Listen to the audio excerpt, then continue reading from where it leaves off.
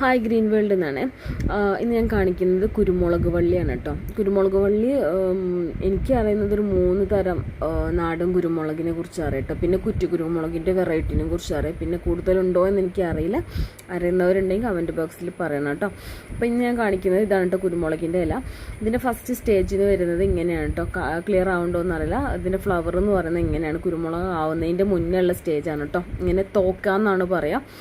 ഞങ്ങൾ മലപ്പുറം ഭാഗത്തേക്ക് കുരുമുളകിൻ്റെ തോക്കാന്നാട്ടോ പറയാം.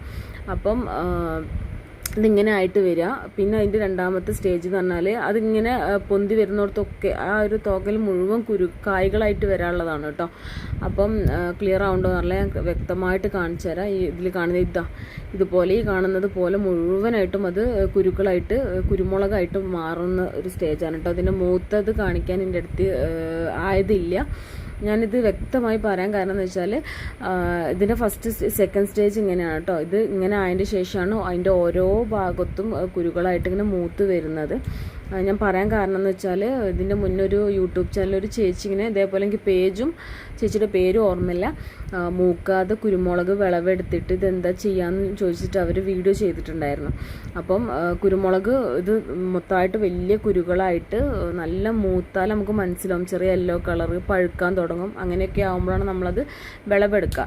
ഇളം ആയിട്ട് നമ്മൾ വിളവെടുത്തിട്ടുണ്ടെങ്കിൽ അത് നന്നായിട്ട് അതുമെന്ന് വേർതിരിച്ചിട്ട് അത് ഉണക്കി എടുക്കുമ്പോൾ അത് ചെള്ളായി മാറും. മൂക്കാതെ പറിച്ചിട്ട് ഉണക്കുകയാണെങ്കിൽ. നല്ല മൂത്ത് പഴുത്തതാണെങ്കിൽ നല്ല എരിവും ഉണ്ടാവും. കുറേ കാലം വർഷങ്ങളോളം നിൽക്കും കേട്ടോ. അത് നല്ലൊരു ബോട്ടിലാക്കി വെച്ചാൽ. അപ്പോൾ കുരുമുളകിൻ്റെ ഇതൊക്കെ ഇങ്ങനെയാണ്. അപ്പോൾ ഇവിടെ നന്നായിട്ട് മഴ പെയ്തു.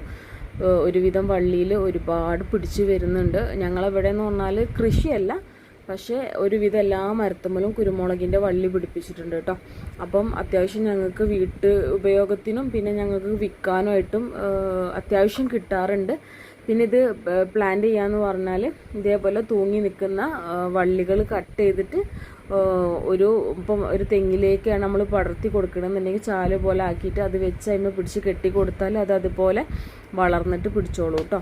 അപ്പം ഇങ്ങനെയാണ് കുരുമുളകിൻ്റെ സ്റ്റേജസ് പറയണത്.